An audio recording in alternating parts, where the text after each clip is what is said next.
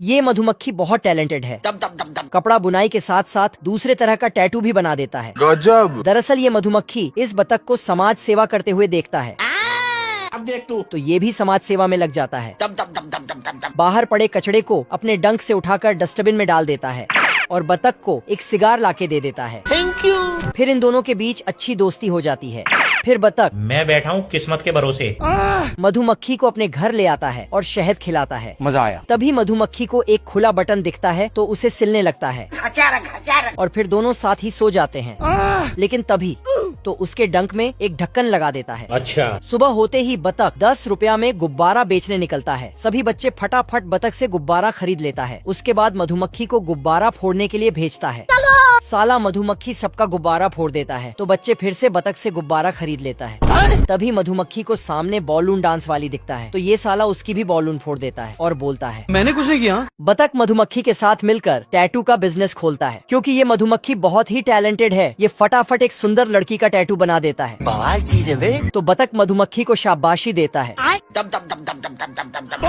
इसके पास बहुत तरह के टैलेंट है जिसमें अपना डंक का इस्तेमाल करके कपड़े बुन देता है। अच्छा। लकड़ी में डिजाइन बना देता है और कपड़ों में फूल बना देता है। गजब। बेचारा मधुमक्खी पूरा फैक्ट्री का भार अपने ऊपर ले रखा था और ये साला बतख बैठे बैठे सिर्फ फोन में बातचीत करता है। कहाँ लगाया फोन? मधुमक्खी इतना सारा काम करता है कि इसका हालत खराब हो जाता है। पानी नहीं मिलता, ये देखो मेरी हालत कमजोर हो गई। तभी बतख बोलता है क्या तकलीफ है भाई? आज मैं मर गया भैया। फिर बतख मधुमक्खी को एक फूलों का बगीचा गिफ्ट में देता है तो मधुमक्खी खुश होकर अंदर जाता है। तभी इसे यहाँ इसका बचपन का प्यार मिल जाता है। फिर दोनों बिना टाइम वेस्ट किए फूल के अंदर जाते हैं और साला उसके बाद तो मधुमक्खी को खूब ताकत आ जाता है और हर जगह दिल पे दिल बनाया जाता है। ये मधुमक्खी मस्त बिच पर मजे कर रहा था पर साला ये बतख उस पे कपड़े का पानी गिरा देता है। साले तू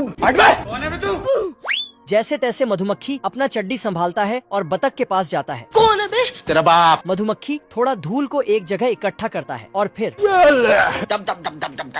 तो बतख को थोड़ा बहुत गुस्सा आ जाता है तो रुक जा। और मधुमक्खी के डंक से बोतल का ढक्कन खोलता है। फिर साला बतख मजे से कोल्ड ड्रिंक्स पीने लगता है। मधुमक्खी अपने डंक का धार चेक करता है और बतख के पाइप में छेद कर देता है। तू रोकेगा मेरे को तू रोकेगा। मधुमक्खी बक बक करने लगता है तो इसे बोतल में ही बंद कर देता है लेकिन वहाँ भी चुप नहीं रहता है।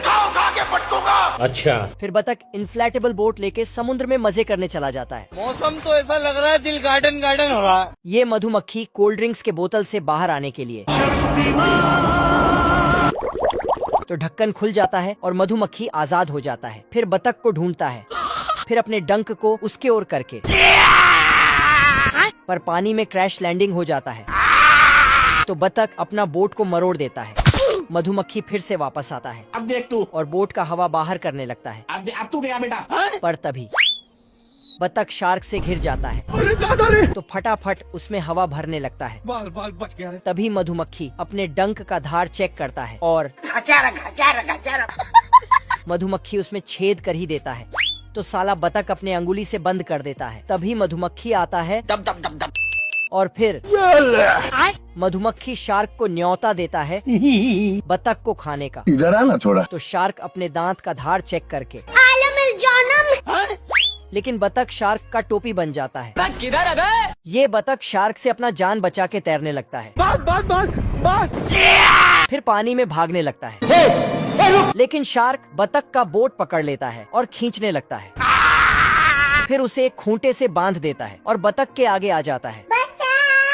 फिर बोलता है आजा आजा आजा। तभी साला मधुमक्खी खूंटे से बोट को हटा देता है तो बतख तभी बहुत सारा शार्क पहुंच जाता है और आज मैं मर गया भैया।